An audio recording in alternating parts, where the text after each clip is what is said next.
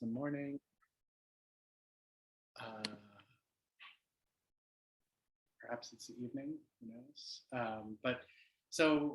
Welcome back to Mahamudra for the People. I've been off from here, I guess, for the month of July, and I'm back for about a month, and then I go to Sikkim and Bhutan um, next month.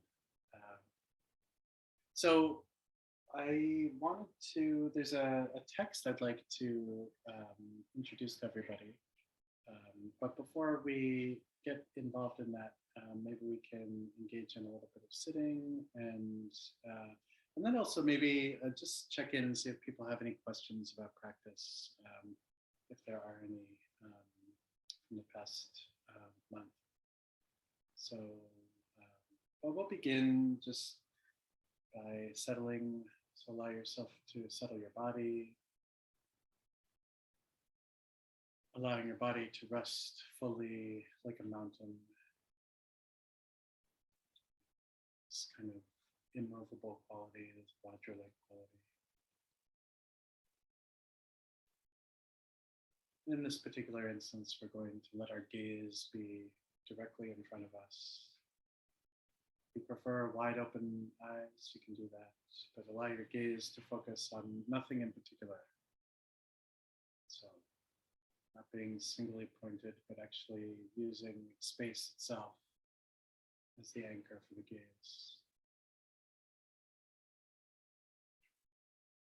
And then let your mind be free and easy, dynamic, relaxed, supple, allowing things to come and go as they do, without attachment. And we'll sit like this for 12 minutes. I don't have my gum, so just allow yourself. Go as you will.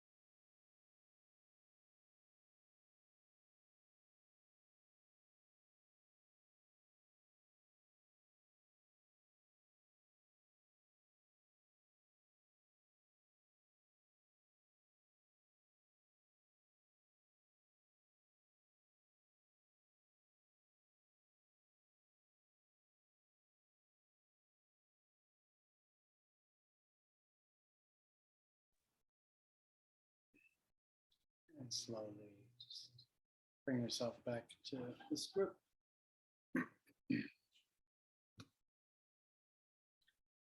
And it's a pleasure to be here with everybody. I did want to see if there were any questions that anybody had about their practice. Starting off with that briefly. Yeah, Pien. Hopefully this is really practical.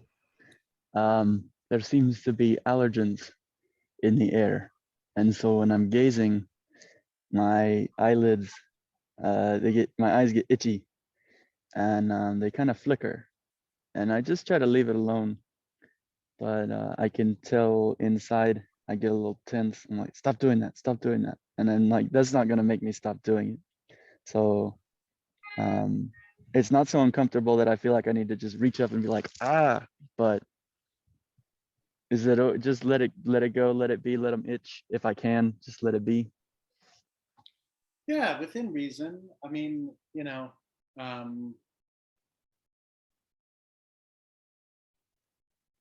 yeah, I mean, you know, I think that the point isn't to make ourselves feel pain, right? Even though your name is Pain. But or nor is it to torture ourselves. So you know, we want to be able to have a certain element of yeah, discipline, so to speak, with respect to not, say, discovering we have a little itch, right? And we're just kind of itching this, itching that, you know, just all of a sudden, if we keep going, right, then we're going to freak out.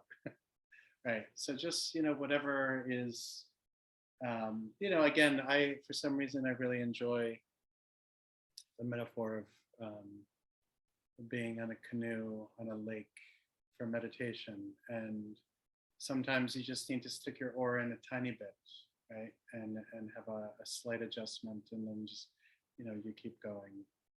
We don't need to just, you know, be paddling all the time, right? Because that's what we're doing normally with our mind, right? We're modulating, we're shifting, we're paddling, we're freaking out. But, you know, stuff happens, and we have bodies, and we have all sorts of things, allergies, we could have pain, we could have discomfort, or, you know, I live in Brooklyn, and sometimes it can get really noisy outside. And, you know, it's not uncommon for there to be tremendous amounts of noise. And then you find yourself wondering, oh, why am I practicing meditation here? You know, maybe I'll go find a quiet place. And so learning how to kind of split the differences that need to be split, and being uncomfortable sometimes can be really nice for practice too. Just to see, as they say in Brooklyn, to see what's up. You know, to see how your practice is. So, yeah. Any other immediate questions? No? Okay. All right. Very good. So I want to share a text. I'm not going to put it up on the screen simply because it's, you know, it can be a little distracting. And I want to capitalize on having this kind of real analytic mind, this mind that collects dharma, not engaged so much right now. And so this is a meditation instruction, though, that comes from the third Karmapa, Rangjung Dorje. And it's, oh, there's Mr. Softy.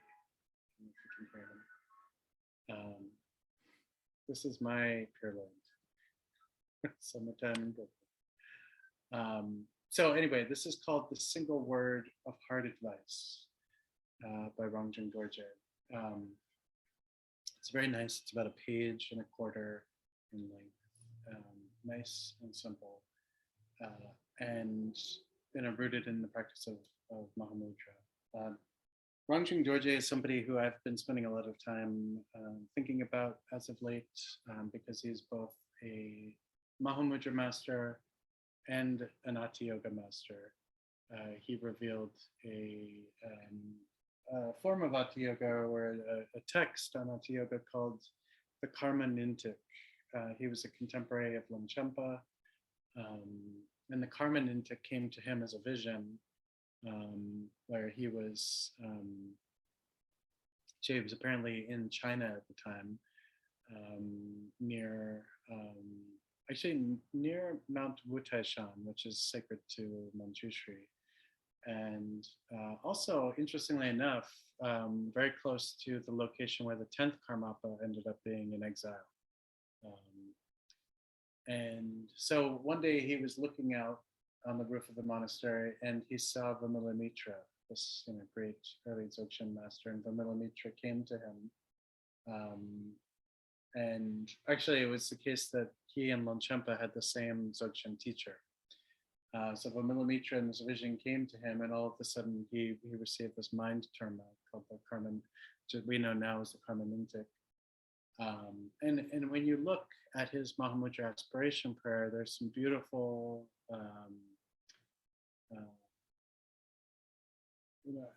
explanations of the fact that there is essentially no difference between Dzogchen, Mahamudra, and then Madhyamika. I would strongly suggest people find a good copy of the Third Karmapa's Mahamudra aspiration prayer. I've taught from it a bunch of times, over the past couple of years. And there's a really nice PDF from the Nalanda Translation Committee that you can download. The translation is quite good. But so here we have, Rongjung Dorje. He's the first tulku in Tibetan history. He is a master of Mahamudra, he's a master of Dzogchen.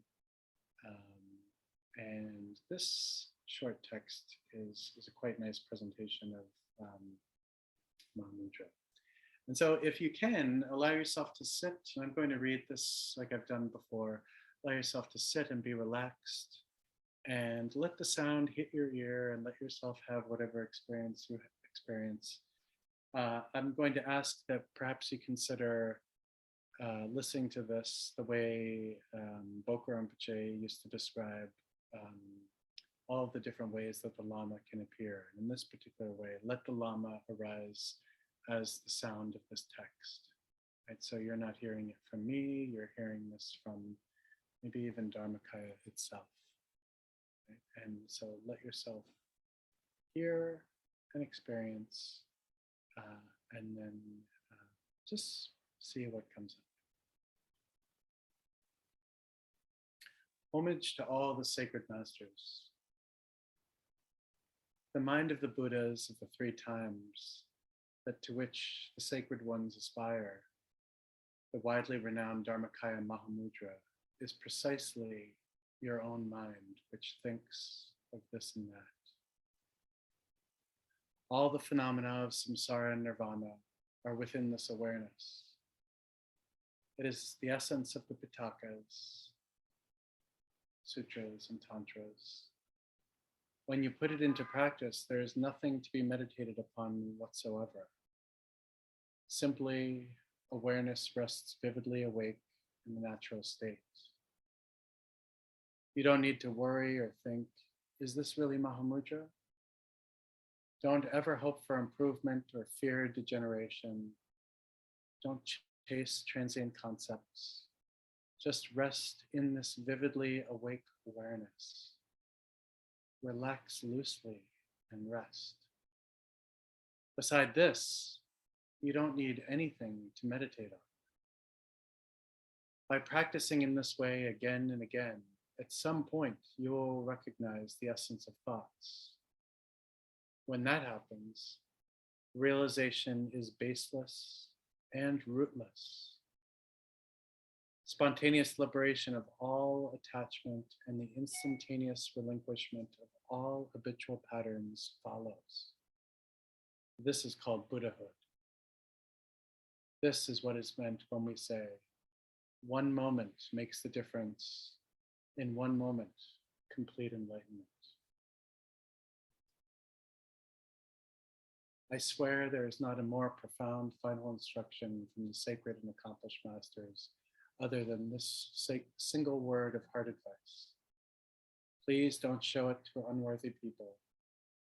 If the seal of secrecy dissipates, it is impossible for you to receive the blessings. Remember me always. There is no mistakenness. Simply rely on the blessings. It is my command that this text should not be taught to anyone who has not received full instructions. This was written by Rangjung Dorje at Gangwon Hermitage, Sarvamangal. So I'm just going to go back to a couple points here.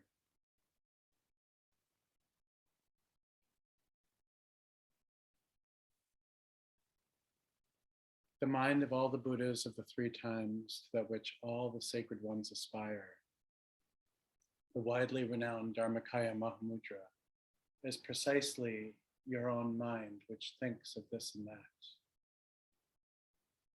All the phenomena of samsara and nirvana are within this awareness.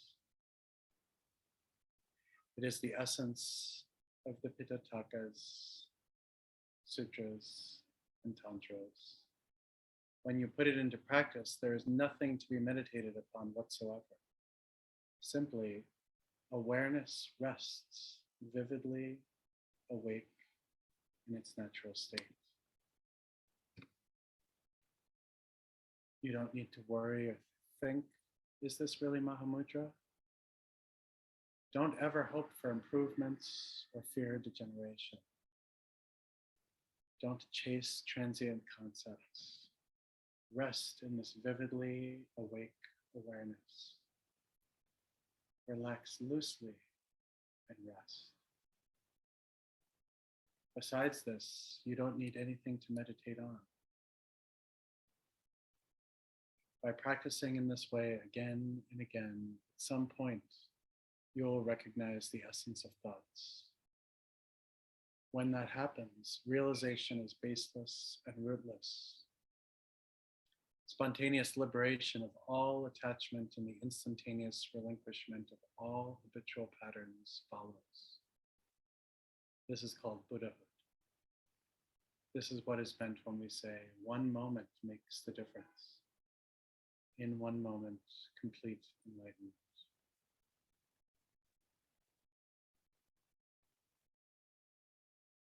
And just one last little point.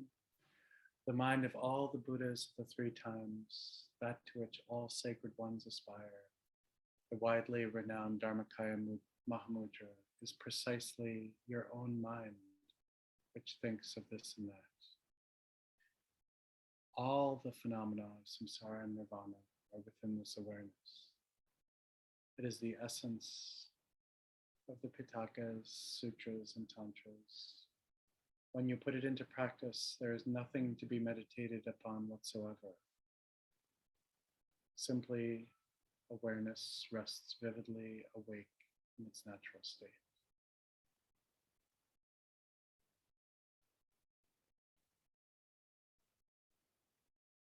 Don't ever hope for improvement or fear degeneration. Don't chase transient concepts. Just rest in this vividly awake awareness. Relax loosely and rest. Besides this, you don't need anything to meditate on.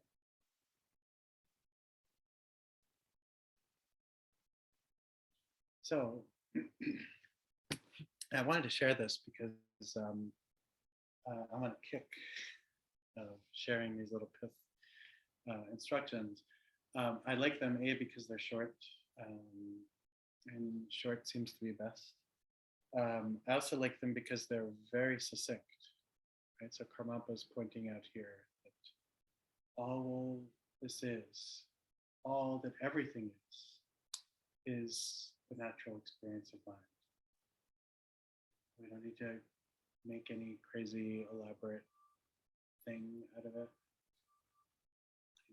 It's simple. In some ways, it's so simple that it's really hard. You know, we find these kinds of instructions also like in Saraha's poetry, where he says you don't need to go to Lanka, right? Like, so you don't need to go on pilgrimage. You don't need to go to some exotic place. Even though I'm going to an exotic place next month, I don't have to do that theoretically. We don't need to do anything. Right? What we have here right now is all we need in terms of our practice. that we have experience, visual consciousness, all of the other modes of consciousness through our senses, the direct experience of that. And then we have awareness that's naturally there. It's present. It's present all the time.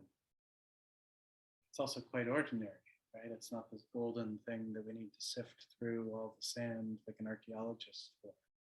It's there. And we have luminosity, all of the appearance, all of the experience. Mr. Softy going by, trucks going by, faces here, ceiling fan on. There's nothing else. We don't need to, chase concepts. Oh, did I take refuge? Oh, is it okay to hear this? Do I have permission? Did I get the initial blessing? Did I get the reading transmission? Did I get the memo?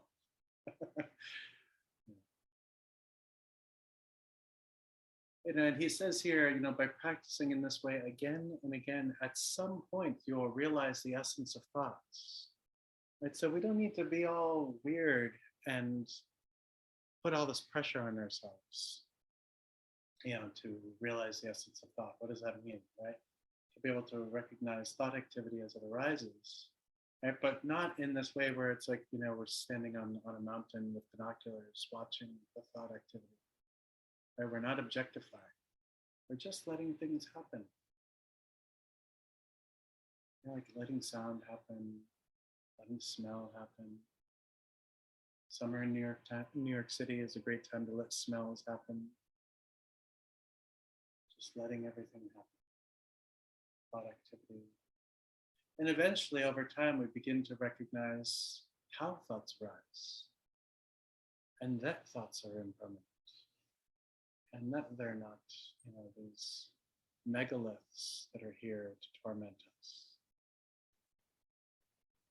But there's actually a tremendous amount of play and spaciousness in the experience.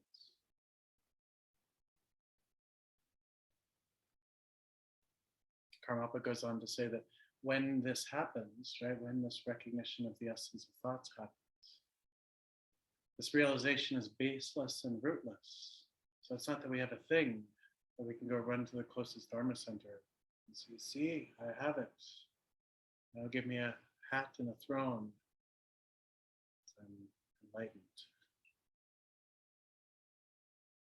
The spontaneous liberation of all attachment and the instantaneous relinquishment of all habitual patterns follows. Spontaneous liberation of all attachment and the instantaneous relinquishment of all habitual patterns follows. So the spontaneous liberation is that we're able to recognize that things just arise as they do, with no particular meaning and no particular judgments, no particular value, judgment, just happening. We don't need to hold, we don't need to push. Things occur spontaneously in the sense that they're just happening. And we're not getting so wrapped up in the push and pull, right? In this habitual relationship to things. Oh, I only like good experiences. I only like good thoughts. I only like virtuous thoughts. I only like patience, generosity, concentration. Everything that arises, from the most inane thought, totally fine, to a greedy thought. Oh, I want this thing, whatever. Just letting everything arise, and especially beginning to exercise this letting everything arise and being okay with it kind of thing. I think lately I've been using this term cosmopolitan to kind of describe this view. Same way in any big city, right? There's this ability to usually experience a whole bunch of people from all over the world doing all sorts of things. And it's just okay. It's what's, as they say in Brooklyn, it's what's up. It's what's happening, Right? We don't need to say, oh, yeah, that person sounds Bengali.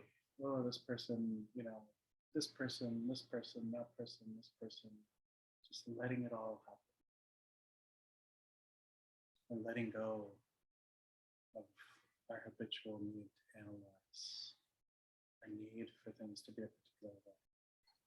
Just being relaxed. This is what is called Buddhahood. And this is what is meant when we say one moment makes the difference. In one moment, complete enlightenment. And this piece is important too, because sometimes we buy into this idea that enlightenment is this gradual process, the slow polishing of a mirror or slow purification of a gemstone. And you find these metaphors actually supposedly going all the way back to the Buddha. And in one way, perhaps, we can look at it that way. But what Karmapa is pointing out here is that it's just one moment of recognition is really what makes the difference. Right? That moment of being able to experience everything that arises, thought activity, emotional activity, sensation, everything that when we sit kind of falls into our being. One moment of recognition of that directly, clearly, freely, without concept, without ideation, is all that it takes. So in this way, Mahamudra, especially what he describes this as Dharmakaya Mahamudra, this very kind of like essential Mahamudra, is just resting with what is, and not needing to change, and not needing to change ourselves or change the environment. And this is both, again, hard and very, very easy. And it's hard because it means that we can't be the Dharma practitioner in the P, where it's like, oh, this cushion is not good enough, or oh, this is not sacred enough. Oh, I can't. My living room. I never thought I would get enlightened in my living room. I thought I would get enlightened in a temple somewhere, or somewhere in India, under the Bodhi tree, or Sikkim, or Bhutan. But we can get enlightened in our living room. We can get enlightened in our bathroom, on the subway, on a bus, on the porch, at a grocery store. And perhaps we're able to experience awakening in these small moments, bit by bit. Awakening on the mountain, awakening watching a movie, very ordinary.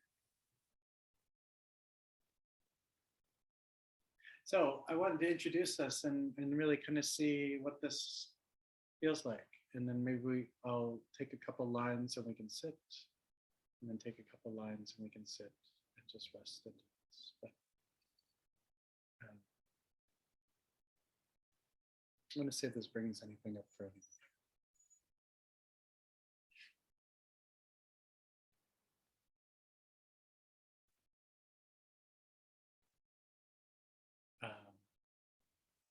Yes, Mahamudra aspiration prayer.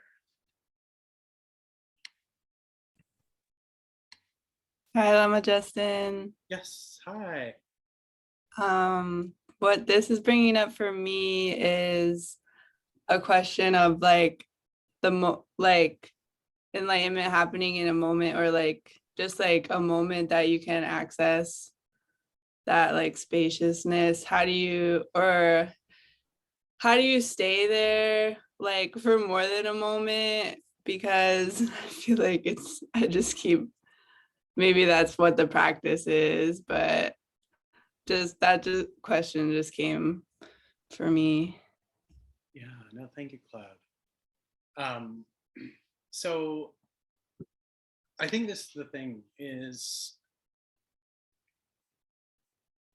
when we conceive of this as a place to go, theoretically, right, like go into the land of Mahamudra awakening,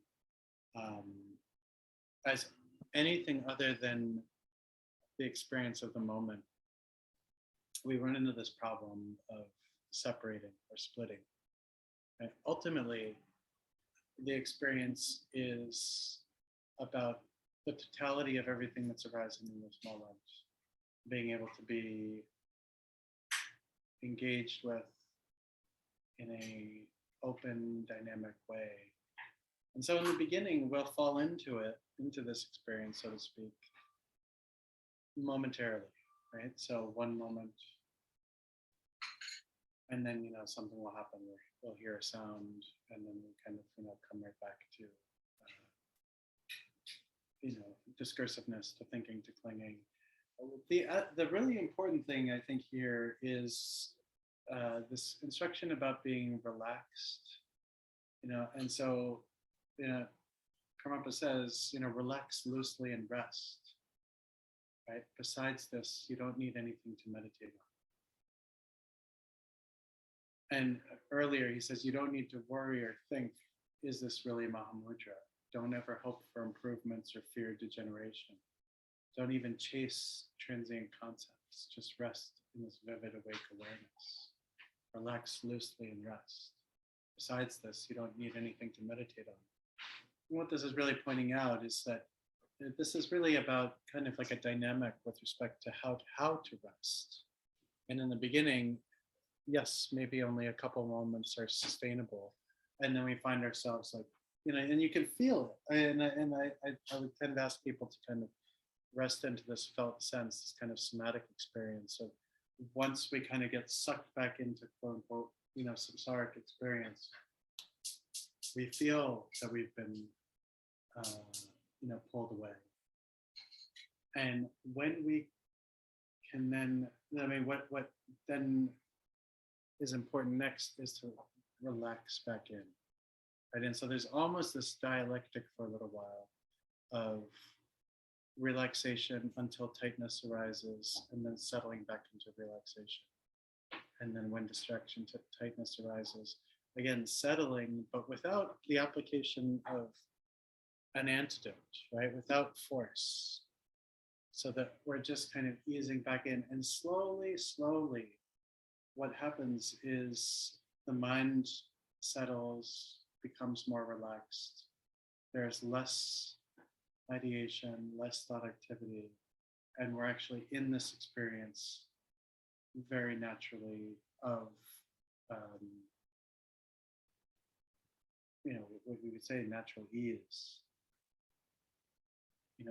So it's the kind of thing where the more, I guess, like I like to use this, like, Chinese finger trap things. I can't remember what they're called, where you stick your finger in, and the more you try and pull them out, the harder you can't, right? Like they tighten.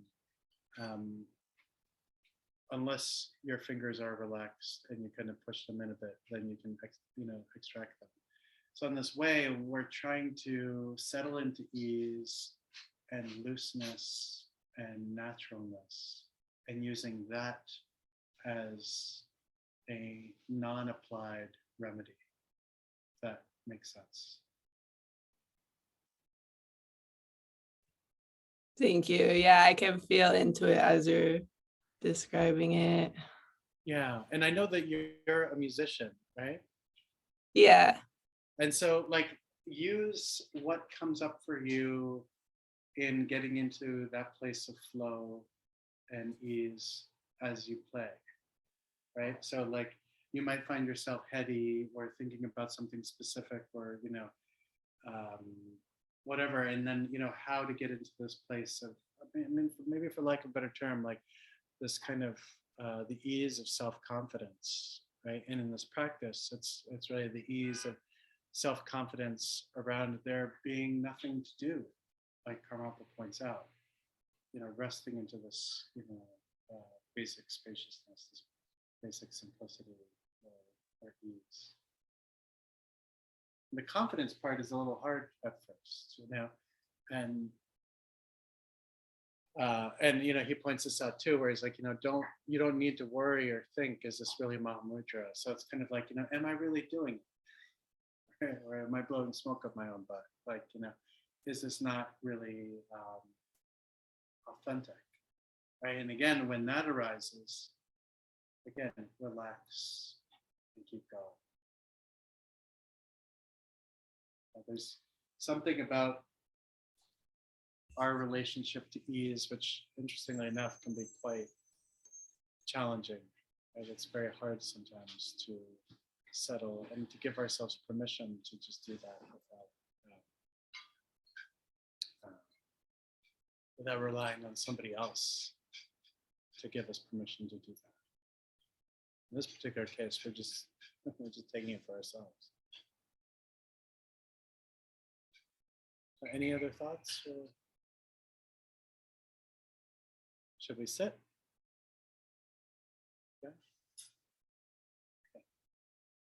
So allow yourself again to get as comfortable as you can, seated or laying down if that feels good. You're fine.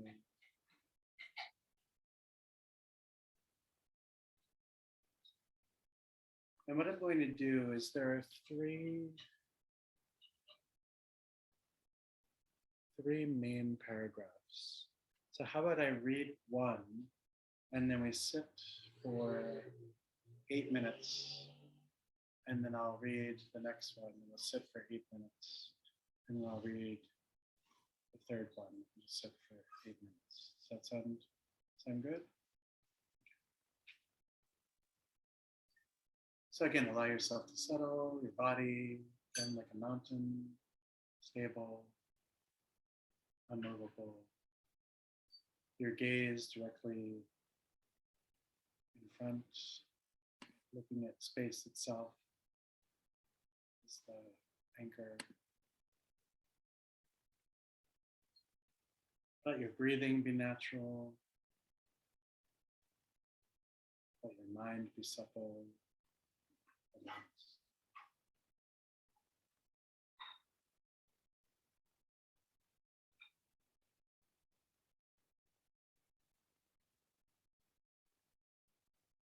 The mind of the Buddhas of the three times, that to which all the sacred ones aspire, the widely renowned Dharmakaya Mahamudra, is precisely your own mind, which thinks of this and that. All phenomena, samsara and nirvana, are within this awareness. It is the essence of the Pitakas, Sutras, and Tantras. When you put it into practice, there is nothing to be meditated upon whatsoever. Simply, awareness rests vividly awake in its natural state.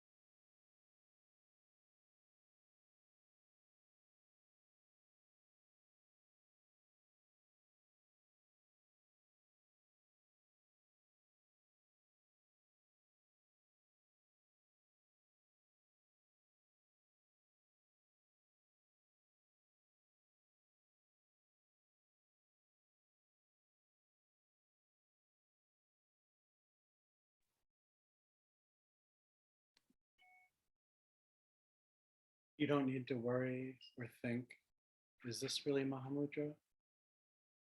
Don't ever hope for improvements or fear degeneration. Don't chase transient concepts. Just rest in this vivid awake awareness. Relax loosely and rest. Besides this, you don't need anything to meditate on.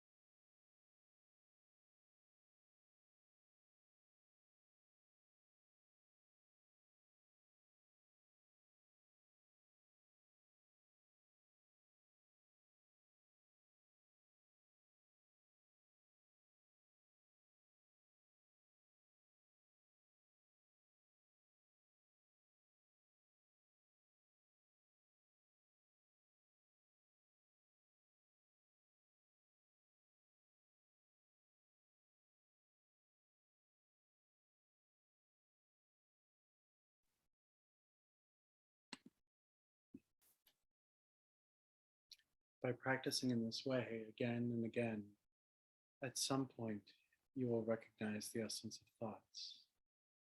When that happens, realization is baseless and rootless.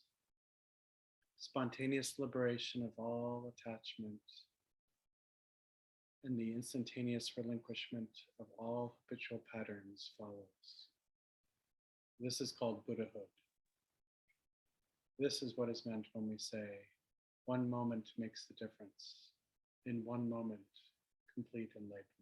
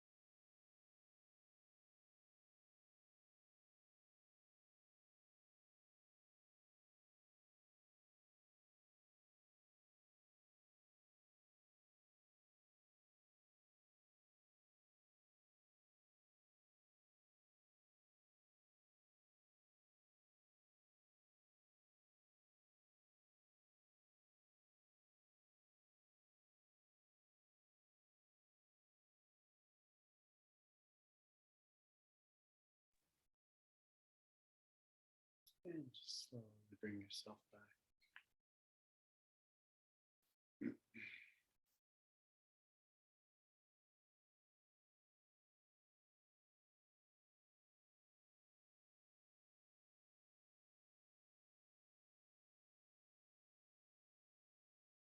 And take a moment to notice what that was like.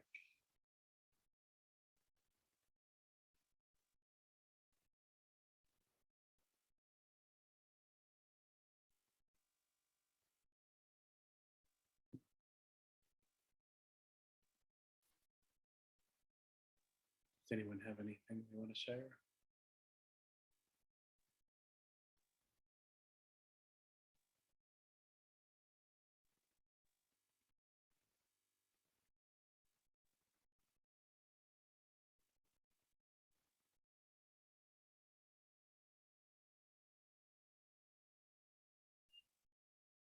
Oh yeah. Lady. Hi.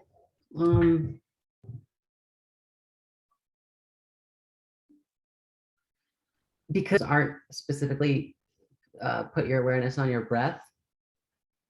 Kind of felt like my awareness would move around a little bit. And can you guys hear me? Yeah, you broke up a little Here. bit. Okay. And because we look straight forward, it's interesting. I don't know, my awareness is kind of like in my eyeball, like right behind my lens. I don't know. It was cool. I mean, it felt really clear. And then sometimes it would be more like the room, like around me in the room, and then maybe even like the land that I'm on and stuff. And then it would come back down into like just like my chest breathing. I don't know. I wondered if that was like common. I also was wondering about the difference between insight and thoughts. Thank you. Thank you. Yeah. Okay, cool. So yeah, I mean, I think the great thing about awareness, as it were, like as we begin to practice more and more,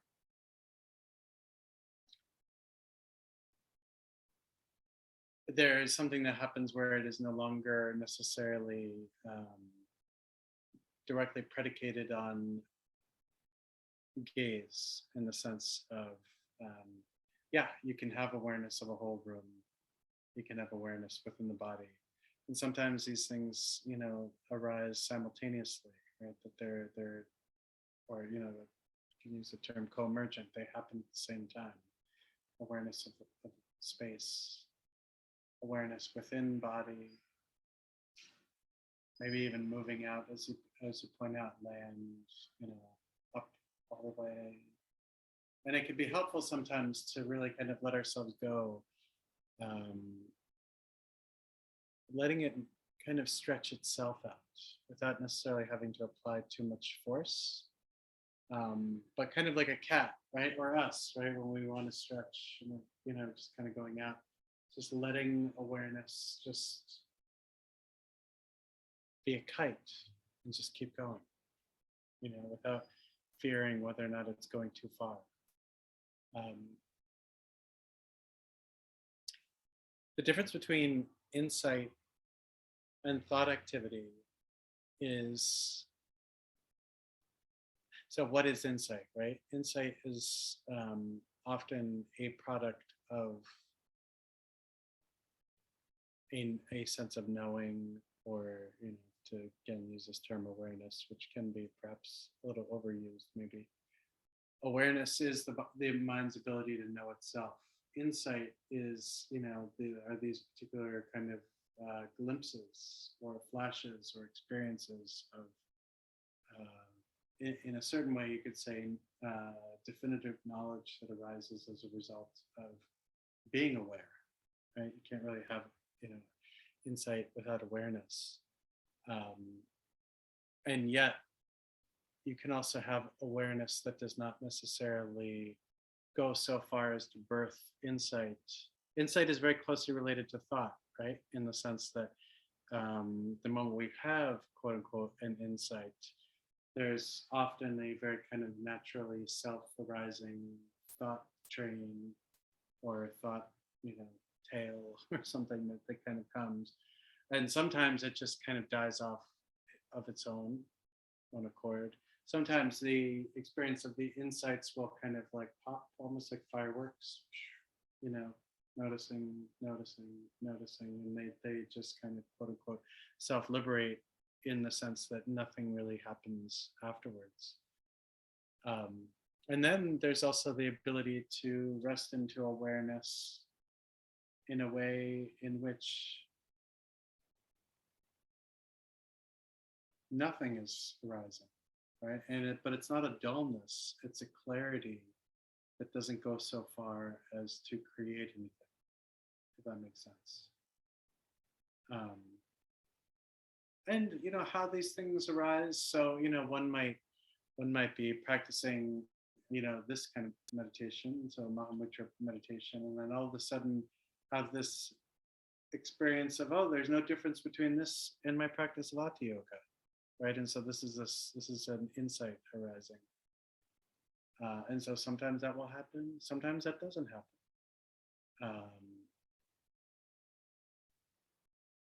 What becomes interesting too is this idea of letting insight and or any kind of resulting thought activity go without there being any fear of it totally disappearing and not being able to be accessed later. I know you're a painter, right? And so there may be something that comes up that is actually kind of really valent for the art you might want to be creating. And I would suggest either keeping a notebook, piece of paper, just jot something down, or just let it go, and it comes back. The power of recall can be quite powerful, right? We don't have to worry so much about letting things, if only, right? We could just let things go and they would never come back. Particular whole, experiences, we would be happy to just let go and never come back. But is that helpful? Yeah, definitely. I mean, I think the insight and thoughts was an insight that came up, or something, because it's something I've pondered before, but I like just thinking, wow, like, yeah, I could really let go of thinking that thoughts are so important, because as long as, like, what I really desire is insight and not I think it's funny to talk about thinking and saying thinking, but it's like I think I've mislabeled it, and thought that all the thinking that I do is super important. But it's not. It's like when you do get real insight about something, it's just kind of, it feels almost just more like a noticing, like, oh, all of these things are realigning in my mind because of this kind of new, like, breeze of reality coming in, that's just like feels great when it happens. But I don't think insight is something you need to remember necessarily. Yeah. Like I don't know, we were just in Montauk, and I was walking with the kids and we saw these bunnies, right? And they're super cute, right? And part of the great thing about them is that they're not there permanently, right? So we'll see the little rabbit and it just kind of runs away into the bushes. And the cool thing is that there was this temporary experience of little rabbit that was cute. And if the rabbit was there and like followed us home, and scratched at the door and wanted to come in, and then like, you know, insisted on coming back to Brooklyn with us, like then it would be a little weird, right? Like this needing this thing to be around all the time kind of actually cheapens the experience sometimes. And so there's this, you know, element of letting everything be fleeting, temporary, almost makes it more precious in a certain sense too. Like when we're able to kind of begin to orient to life that way, right? Everything has this kind of fleetingness, which actually allows even that which we might normally kind of push away as being able to be present a little bit more, because we can see it in its temporary state, in its fleetingness. There's a lot less control.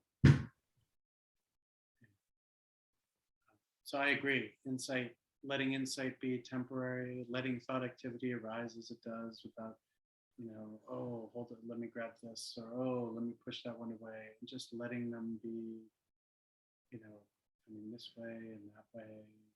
I love how in all these texts, you know, they always translate, you know, there's this one, the widely renowned Dharmakaya Mahamudra is precisely your own mind which thinks of this and that. Just reducing everything to this and that. It doesn't have to be so like, you know, boom. My mind is brilliant. That's just this and that. Mm-hmm. All the time. Is the text that you're reading, is that something that you could send? I could send it. I don't know how to do this via, I'll tell you what, you could send me or email me. I think everybody here has my email address, right? Email me if you want a copy of this, and then I'll send the PDF. It's part of a whole book, so I can't really separate it out. Great, thank you. Yeah, my pleasure. Yeah, any other thoughts or reflections or hardcore anger? Yeah, that's good.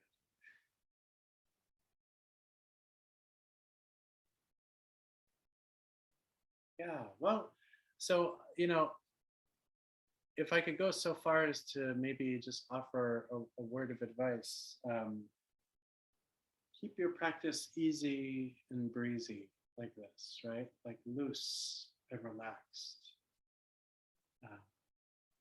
Knowing with full knowledge that the simplicity is just letting ourselves rest into awareness in the moment. And that awareness is not this like, you know, concentration where we're, you know, to press our heads and get a headache, but it's actually just relaxed.